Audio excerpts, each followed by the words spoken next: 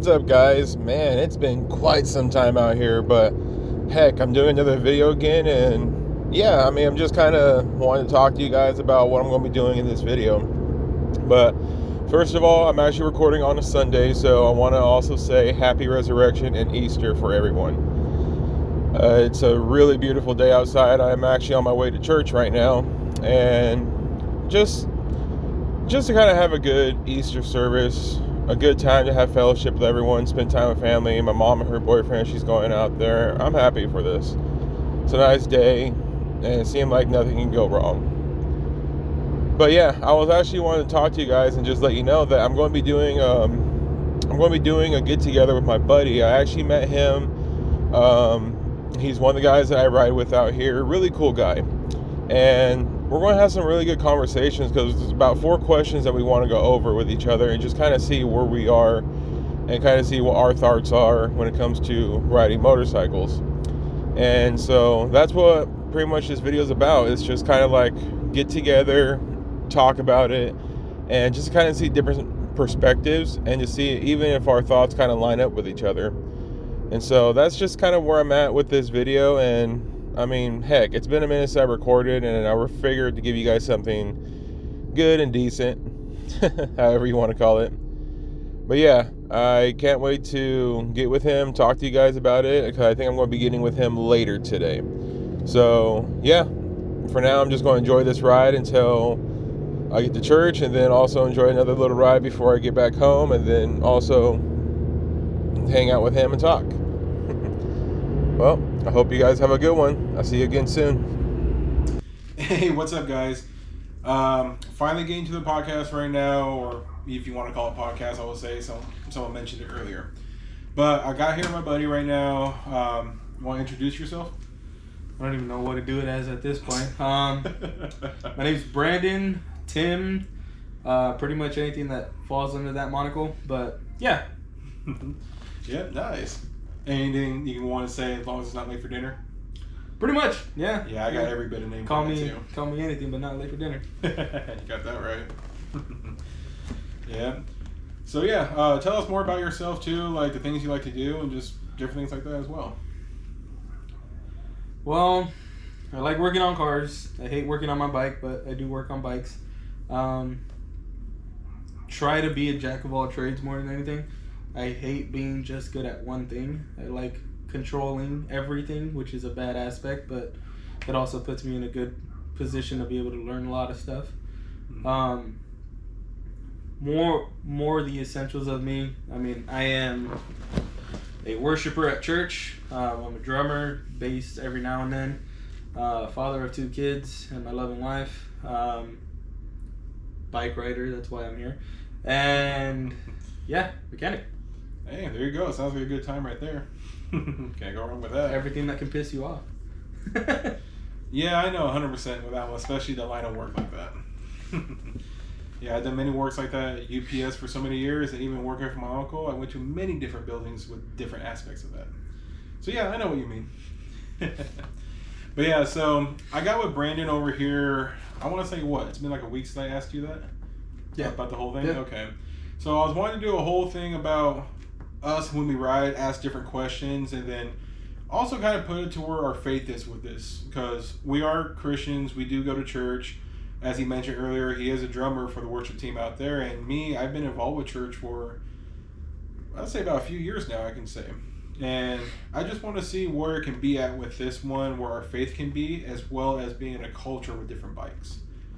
And yeah, we'll go over some questions that we just came up with.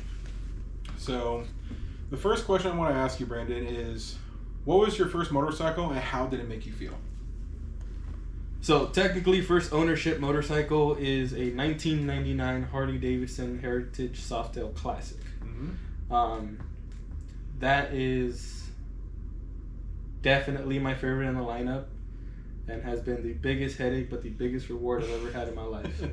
I've had a lot of cars before, but nowhere touches that. Yeah. Technically, the first bike I had that was going to buy Mm-hmm. was a Yamaha R3.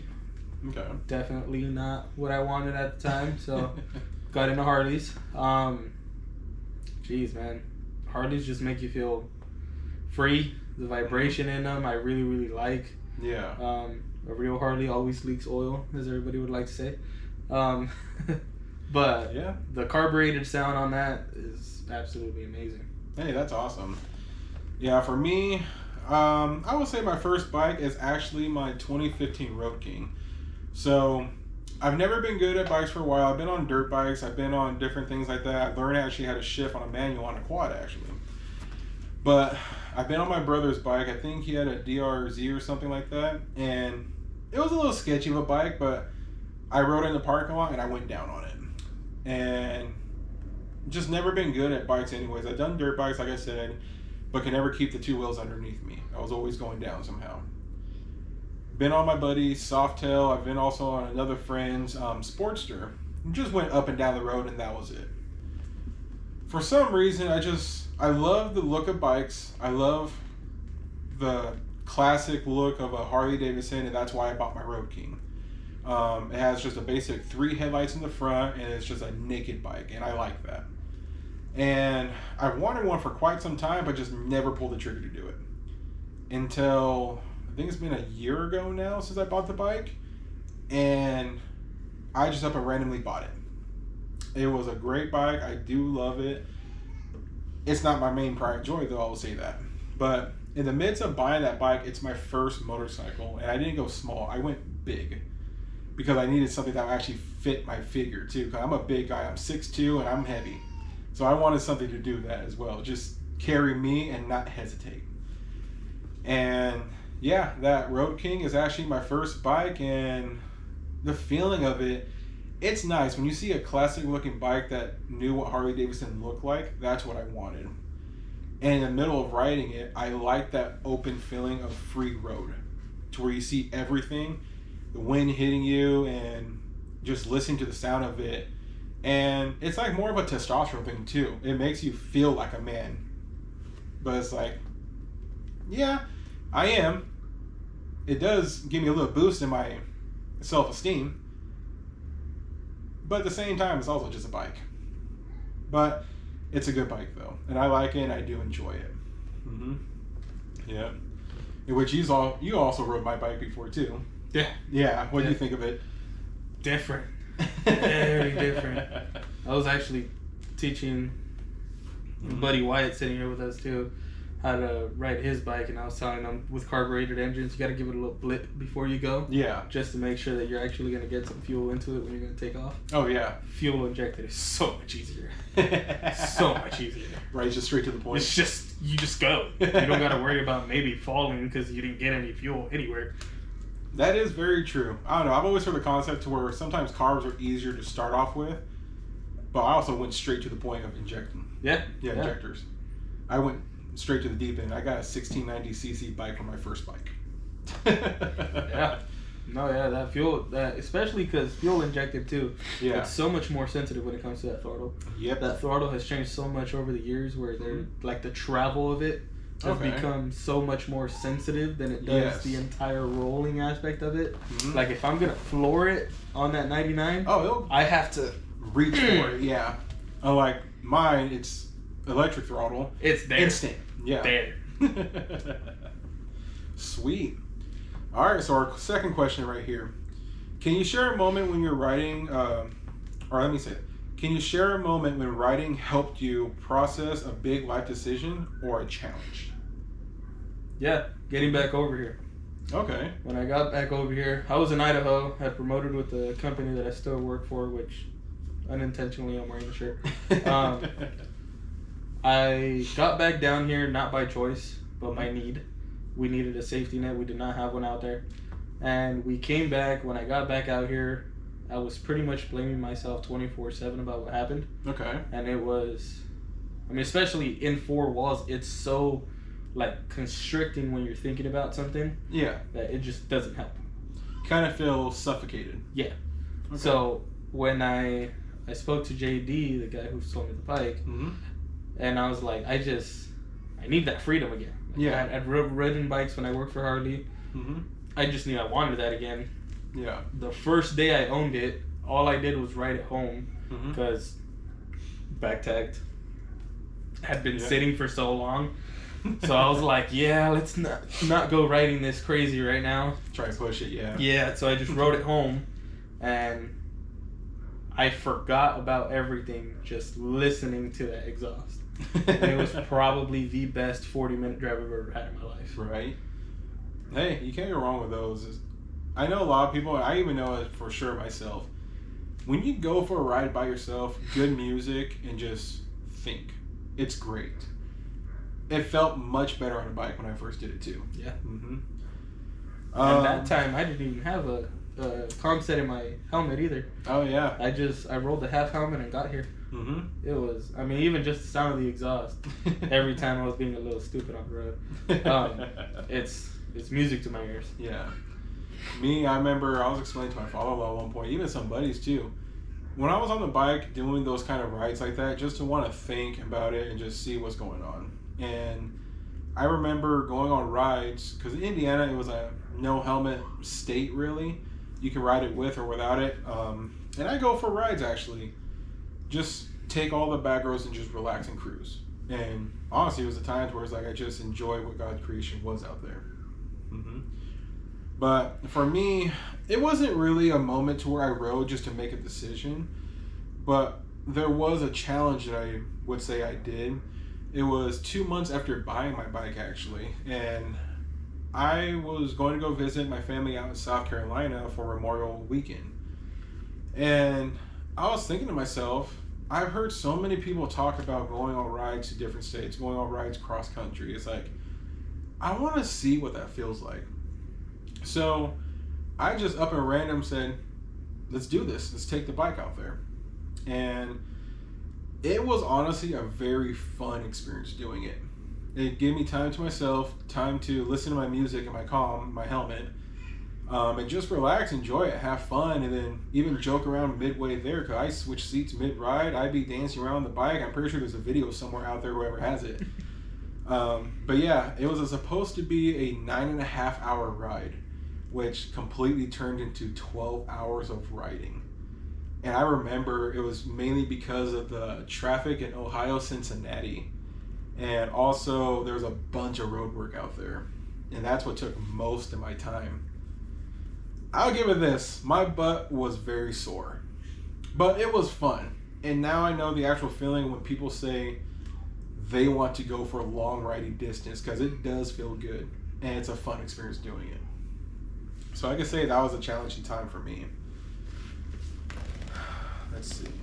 Our next question is, this is going to be a good one right here. How does your faith shape you, or how does your faith shape your sense of self when you're out on the road? I would say it kind of gives it a different definition to a rider. Mm-hmm. Especially on Harleys. You could say cruisers in general, but on Harleys, it's bad boy Harleys.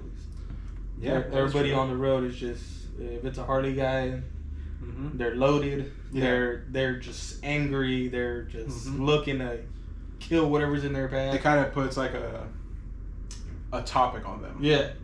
Pretty much a picture of what a Harley rider is. Yeah. Yeah. Yeah. Every time you show up anywhere, there's parents clutching their kids. There's like older people just absolutely avoiding us. Oh yeah. And just, taking it to church, everybody just stares at you for a second. Then they realize who you are, and they're like, "Oh, look, it's him." Yeah. So it's just, being able to carry that everywhere to where, I'm not trying to step on anybody's toes. Yeah. I'm not trying to start anything where I'm going, just because that's what I've been brought up with when I was raised in church. Yeah. Like, anywhere you go, if there's a situation that's like escalating, you don't add to it. Yeah. You know what I mean? And being a Harley rider kind of helps too, because everybody's automatically scared for whatever reason. But it's just, it shapes you into trying to be a person who can actually include everyone and try to talk to everybody and even get them into the culture. Yeah. Instead of scaring them off the culture. That is very true. It was funny because you say that too, and also how I say it, there's a picture of what a Harley rider is, because I remember my buddy, he texted me, he goes, me, him, and his wife, we were going to go get ice cream out there. It's funny because me and him were friends, and me and his wife are like ice cream buddies, so it's hilarious sometimes. And I remember they texted me or called me saying, hey, let's meet up over here by her work. So I went to go out in the area in Fort Wayne, Indiana. And I remember I parked in the parking lot. And it's actually, I did get stereotyped out there just being on my bike. And I was just sitting down, honestly, just relaxing, waiting for them. Which was funny, they're in the parking lot, but I was in the wrong spot in the parking lot. But I remember I was sitting in the parking lot and I seen this good, lovely couple, husband and wife. They're probably, I would say, maybe 50 years old. And I looked up. I had my glasses on and everything. I looked up and I see they both got in the car. And then she looked at me, the wife. And she kind of seemed nervous and was like, oh, let's lock our doors real quick. And I heard her. She was telling her husband, is like, I promise you don't have to worry about me. I just left it be though. But I'm not a person like that, and yeah, it does put a picture on an actual Harley rider. It really does. With me, how does my faith shape my sense of self when I'm out on the road? Honestly, it's like I said earlier, it does give me a time of just relaxing and thinking. And I said it also too earlier, I get to enjoy what God's creation is out there. Just relaxing, enjoying the great weather, good sun, beautiful looking greenery out there, nice cool day, or even a nice warm day. Even riding with friends too, just relaxing. It's fun being out because it's that open freedom that it feels good to have. Mm-hmm. Yeah, it's funny. Harley riders just have a huge picture on them too. Yeah, they do. Yeah. There was actually one of my buddies who drove a Fat Boy. Okay. He was a Fat Boy. Yeah. And he had a pit bull that he carried on the back. Nice. So he's probably 6 foot. Mm-hmm. Chiseled. Nice. Dark skinned guy. Mm-hmm. So he would always, he uses the same thing I use. We're already burnt, so we're not getting sunburned. So I know that. Even. That's why I'm darker now than I was in Indiana. Yeah. He wouldn't even wear a shirt. He would just wear his motorcycle vest. Yeah. Like leather vest. Mm-hmm. With like dark jeans and some boots. Yeah. And then his pit bull's also black.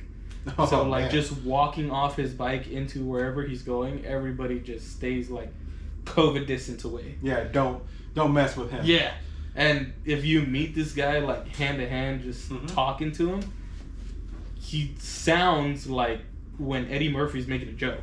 That's what like the highest pitched voice every now, and he's like the nicest guy ever. Yeah. I mean, he's I don't know, he's like the entire opposite of what he looks. Mm-hmm.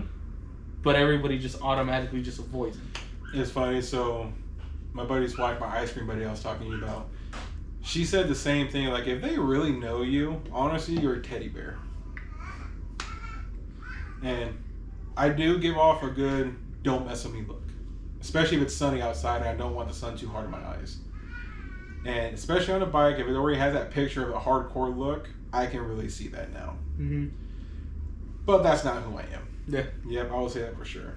Which, it's actually good that we're talking about that topic too, because it does lead me into our next question, the last one actually. And the question is, what does being true to your identity mean for you as a motorcyclist? I think being true to my identity, more than anything, is just. I mean, I've said it before, and I like the way that I can do it, even as a salesperson. Is being a chameleon, being able to adapt to every situation. Okay, yeah.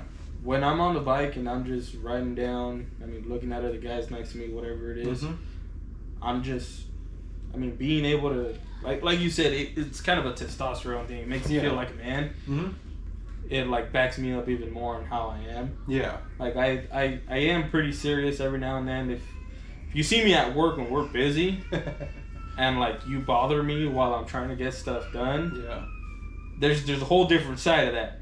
But just being true to who I am is just I'm just trying to have a good time. I'm not trying to run anybody off the road. I'm not trying to speed all the time, but if you don't drive defensively in California, they're gonna run you off the road anyway. It is true. Yeah, every time I try, you have to be an aggressive driver or rider out here. Yeah, every time I try to hit at the most 70, Mm-hmm. and then someone doesn't see me, Yeah. and I'm like, okay, one's fine, whatever, move lanes. Yep. And then another one comes out of nowhere, and I'm like, you know what, I'm done. So I'll just start going 80, 85 minutes down the road. I mean, if I'm going quick, nobody can catch up to me anyway. Yeah. So It's funny. I'm like that too. So actually, no, Indiana, I was much more of a calm rider. There is traffic out there. There are different drivers and people who will get in the way and push you sometimes. But out there, I was good cruising at 70, at the 80 at most I've hit out there. Just cruising. If I had to rush to church or something like that, same thing. I was already running late. I need to go real quick. And I was all freeway from there. Out here, it's like I have to do at least 80 just to keep up with everything. yeah, especially on the 99. Yes. Well, mine's from 180 from Sanger to Fresno. Yeah, that too. Mm-hmm. Yeah. Yeah, man. Especially once I get past all the lights in Sanger to Clovis area, it's all open freeway. It's just you have to keep up at 80 just to maintain it. And it's like, man, I'm pushing this hard. It's a couple times I've looked down, I was like, oh, I'm at 90. Like, I need to calm down. Yeah. Yeah. Yeah. But it's weird because you're just keeping up with traffic. That's Yeah. the thing. And even with the touring model, you don't feel the shakes as much. You really don't. That's With the soft tail, you feel it. So I'm like, if I am going 80 down the road, I'm already feeling the numbness every now and then. So I gotta like shake it off real quick, like maybe every 3 minutes. Right. Well, that's a good, especially the touring models. It has that cruise control. It has that point just to relax because they're made to go far. The touring models being the Road King, the Street Glide, and the Road Glide. Even the other bikes, like the different models with the Ultra Glide and stuff like that as well. Yeah. Or Ultra Limited. Yeah, so they have all those models and everything, and just it makes it much more easier just to go long and not even worry about freeway. Yeah. Yeah, I had to put, they call it sticky throttle, just manual sticky throttle on it, because you put the little, it's like a little rubber kind of thing. like you lock it in place. Yeah, you just lock to keep it in place. Yeah. So it's, I mean, I like to call it ghetto cruise control. It's a $5 part that helps me on an hour drive every day to work. So that's okay. I guess I am spoiled. I did get the cruise control with Yeah, my bike. yeah. Yeah, but yeah, I can see that though. With me, when I hear that topic, that question where it says, what does being true to your identity mean for you as a motorcyclist? I kept looking at that, and it brought to a whole new thing when it comes to just this culture. Because you said it earlier too before about the picture of what a Harley rider is. And it's pretty much a biker. We get pictures because of different club members, one percenters, you get all the different ones like the outlaws. And you go by levels of each one of those clubs. Yeah. But they're also the ones too that put a picture of what a biker really is too. And it's funny because even I've seen like different videos, and I've noticed being out here riding my bike where people will pull up to you if they're on a bike or so, and they don't want to pass you. And it's like, I'm not that guy. I'm just enjoying a ride, and I just look over and I wave at them, and they just move on. Yeah. Yeah. Yeah. And you went through that before too, right? Yep. I mean, especially on that, I mean, I have a very, really long drive to work. Yeah. So there's commuters everywhere. There's sport bike riders where you can tell, I mean, you can tell how old a person is by their body shape a lot. Yeah. Like especially people who like really pay attention. So there's like guys who are really, really young who don't even get close. Like they stay back there on purpose until I maybe move off to the right, and then they'll dip. Yeah. But like even the older folk, like they'll just stop and like kind of in like a staggered formation, like we were riding together. Yeah. And then like slowly get together, and they're like kind of checking. Yeah. Some of them will pop the visor like trying to smile at me, and I'm like, dude, you can go. I'm not that guy. I will follow them sometimes because then it like makes me go a little faster too. But especially if a sport bike rider just lane splitting everywhere, I'm like, you know what? That looks fun, so I'll just follow them. There was one time where he did. I think he got really, really scared because I wasn't lane splitting. I was just I was going nice and calm, but then I had to go to the restroom. Yeah. And that was like right after he passed me, and it like connected so well together that I started going faster. Yeah. And he looked at his mirrors. I saw him go like that, look at his mirrors, and then he goes like checks like 3 times, looks behind him, and then dips, and I was like, I wasn't trying to get you, man. I was like, I'm sorry, I just need to go restroom. I was like 15 minutes away from home. I gotta make it. Right. Yeah, you gotta get there somehow. Yeah. Yeah. But yeah, that's the thing. Just, it's a culture thing too, because I remember when I first got my bike, it's just like I wanted one, but I didn't look at the culture. Yeah. And the more I was riding my bike, the more I rode with buddies too. I kept looking at it as like, oh, they have this club over here, they got that club, they have the Christian motorcycle club. You get the sport bike guys, you get the soft tail guys, the cholo bikes, you get the cruisers and the different types of cruisers. They're everywhere, honestly. Yeah. And with looking at identity, that I remember I've had many and many conversations with different guys because they look at me, they see me on my bike, and they're like, oh, nice bike, dude. Yeah, you're a biker. I can see it in you right now. I was like, no, I'm not. He's like, what do you mean? He's like, I am not a biker. He's like, well, you ride a Harley. Like, it's just a bike. Like, well, dude, it's the culture you have in it. It's like, I will say this. A biker and having a motorcycle is not my identity. And I put it down as a checklist, and I actually just started doing this the other day, of who I really am. First of all, I'm God's son. After that, I'm a loving husband.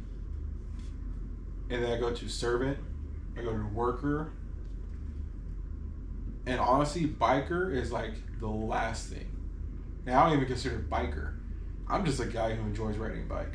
Yep. Mm-hmm. It's a very big difference. Yes. And I have 4 really good buddies out in Indiana that I would call anytime, or they call me and say, let's just go for a ride. No club, not nothing. It's just, hey, we're friends, we're grown kids. Yeah. Hey, you want to go for a bike ride? You want to play bikes? Yes. Or even sometimes we have to call each other's wives. Can you go on a bike ride with us? Like you said earlier. Can you give me like an hour, please? Right. Just an hour. I'll be back, I promise. Well, that's a good thing, especially when you're a married couple and your partner likes to go with us. Yes. That's always fun, too. Yeah. And that's my ice cream buddy right there in Indiana still. Yeah, my wife's the old lady in the chaser. She's not always up for the ride on the bike. But yeah, she's up to follow.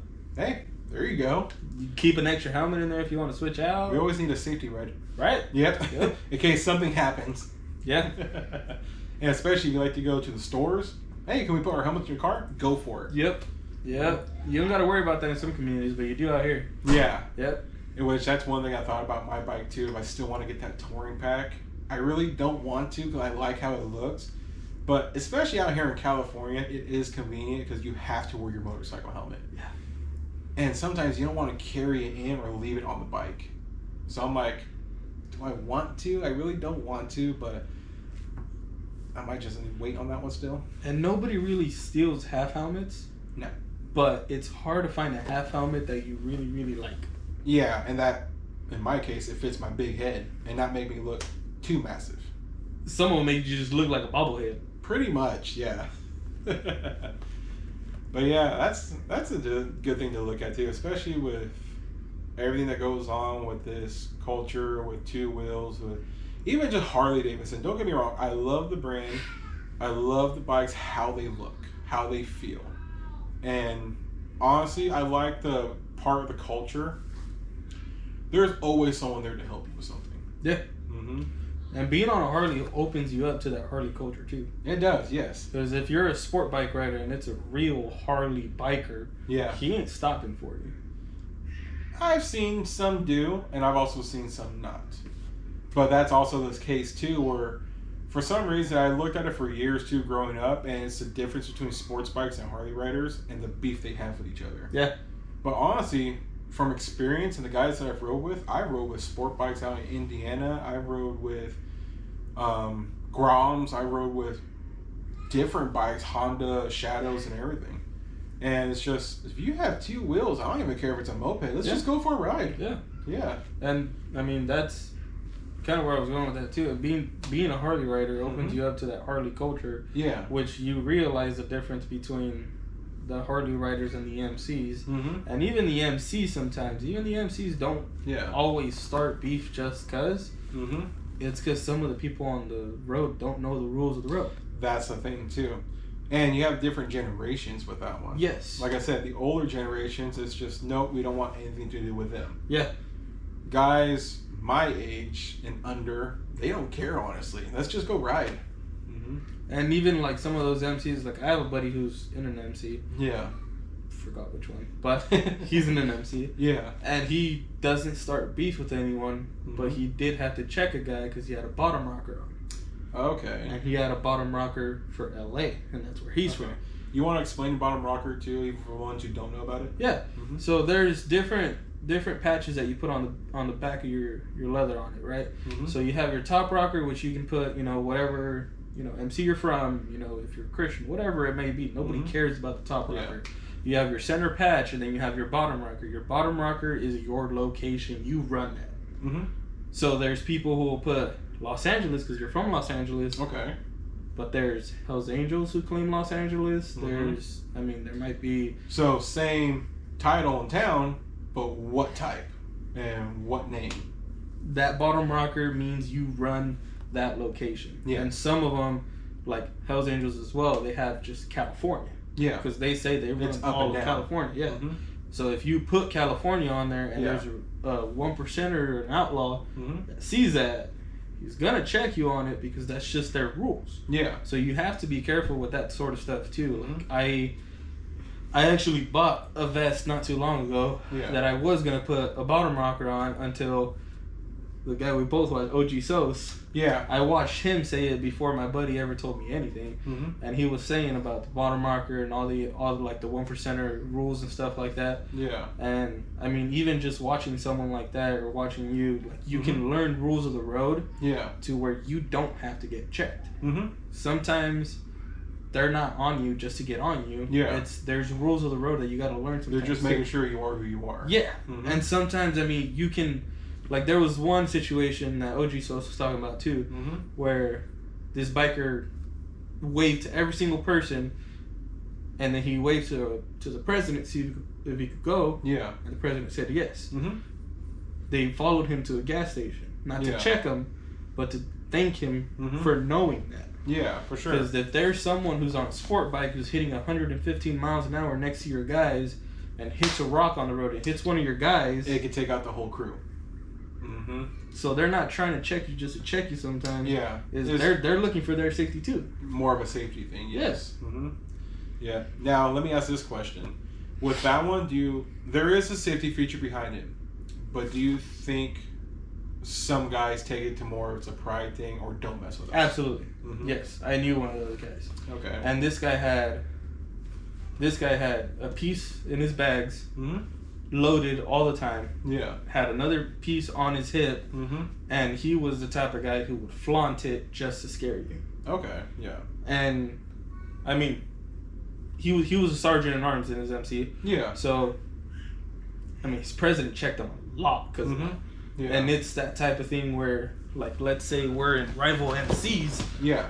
I check you on something. Mm-hmm. I'm not checking you, just me and you. Yeah. I just got my club involved. Yeah. So now you're bringing not just yourself, but everyone behind you. Yeah. Mm-hmm. And it's not like they have a choice. If your club comes to check us because of me, now my club's involved. Now we're starting a whole little war. Yes. Now I just ruined it for both of us. Yep. And that's the other part of the bad picture that bikers can see now. Yeah. Mm-hmm. Yep, I 100% get that. Now, there's another question I actually just thought about right now because I had another conversation with some group of guys out in Indiana before about it. So, we both are Christian, we both go to church, and we're very involved with it. And one thing I want to ask too, because I know they also have Christian bikers, Christian clubs. Yeah. I will say from my point of perspective, it's nice that they have them, but I would not still want to be involved. No. Because now that puts me into an identity with them. And rather if they are all true believers and actually want to walk out serving God, or if they're just wanting the name. Yeah. So I'm not going to say that they're horrible. I'm not going to say that they're right or that they're wrong. but it's just something I don't want to put myself in a spot where that's my identity either. Yeah, it's not our bread and butter. Yes. Yeah. But I am grateful they do have those though. Yeah. There's some people that it really helps them get into it. Yeah.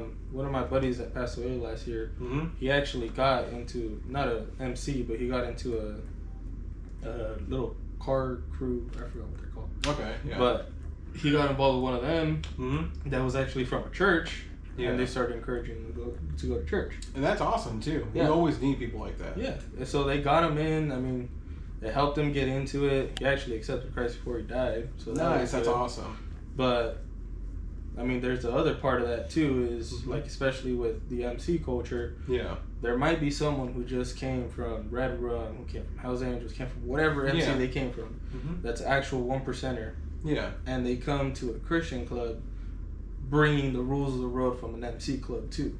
Okay. You know what I mean? So sometimes they'll check stuff that, I mean, old habits die hard.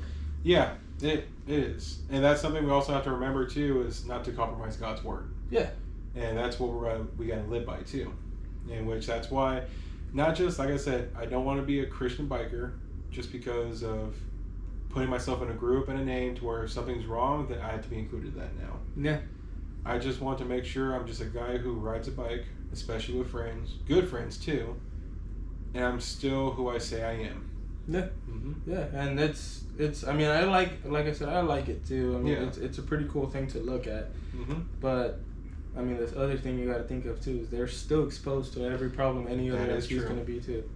If you're the most loving group of guys ever, it does not matter if you step on the wrong toes. Yep, that is very true. And now if something breaks out, and there's guys who can handle their own, but now you got the name of your church on your back. Yep, that's the thing too. You gotta be careful with it. Now they're gonna be like, oh, this church is this type of people, just because they saw a group of people doing something. And it's not always a church. It's not always even everybody in the group. But if I say something with my company's name on my shirt, they're gonna look at that company because I'm representing them. Yep, that's the thing too, and that's what we gotta be careful for. Yep. Well, sweet. We had some good conversation with this, some good questions to ask as well, and just kind of see both different perspectives from both our sides, and also still line up to the same thought of where we're at too. Yep. So I just want to say thank you for doing this video with me, and yeah, we're going to have to enjoy some more rides later once you get your bike up and running again. Yeah. And we also got our buddy, his bike up and running, so he's going to be with us now. A little Wawasaki. Yeah.